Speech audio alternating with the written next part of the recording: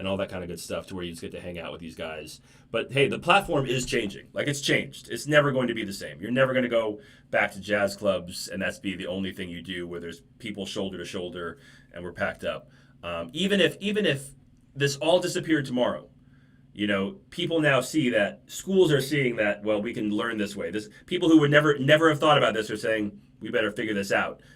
Jet clubs who have never thought about this are saying we need to figure this out, and artists are figuring that out too. So how can we be successful for these new platforms that we're going to be able to share our music on? And that's the goal of Mallet Lab 2020. Yeah, it's moving so quickly. I mean, even to what you're saying, like, just think financially, like, because of necessity, how much have we still been able, let's forget the things that obviously we all miss, but what are the things that we've still been able to do with no ability to meet in person? I'd still say a lot. I mean, you and I have both been teaching online. How much have we still accomplished? So I think the financial side of things is going to change a lot too, as far as what you're pointing out with schools. Like, do people need to go to a campus anymore? I mean, we already knew that it was headed in that direction, but this has fast-tracked everything.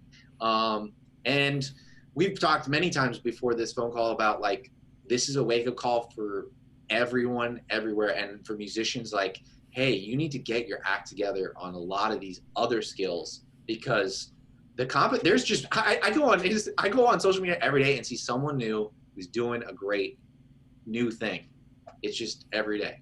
And it's let me tell you, some of these institutions that we're talking, like these colleges, especially these high dollar art schools that are heavily leaned on tuition, not sitting on $40 million, $100 million grants, might not survive this.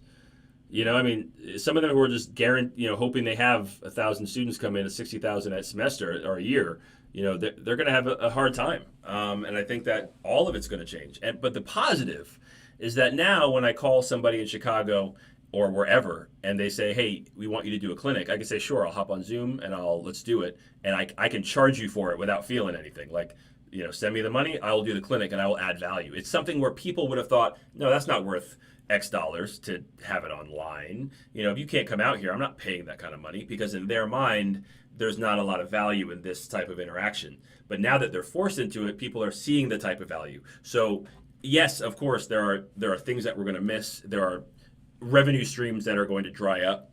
But now you can think about the people who would never have done anything online. I have students.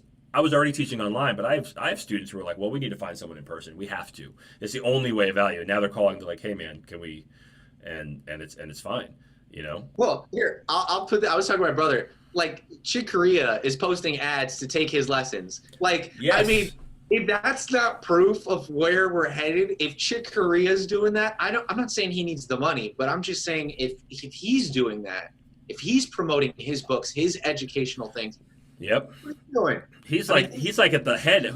Somebody must have had somebody there that was like, Chick, I'm your boy. I'm telling you what you need to do right now. He's probably like, all right, I'll do it. What do you want me to do? Show up and play and talk to the camera? Sure. And then he's just like, oh, we can sell these books. Okay, let's do this, But look at how much value it is, and now people are just seeing it and saying, people just start seeing it and saying, well, I would never do that. And so now we have an opportunity to be reaching out and offering these master classes. I'm doing a lot of trades right now with my school. So other educators are helping with my kids. I'm helping with other educators' kids, so I don't have to go through the rigmarole of we're just doing like one-for-ones.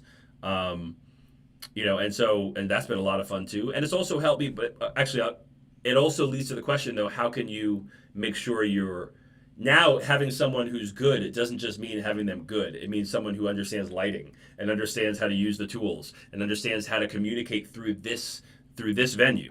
It used to just mean who understands, like, who can teach the best. But now if you have someone who you're looking up their nose half the time, they're backlit by a window, you can't see the piano, their phone keeps falling over, and the sound is terrible, then Then it doesn't matter. Yeah.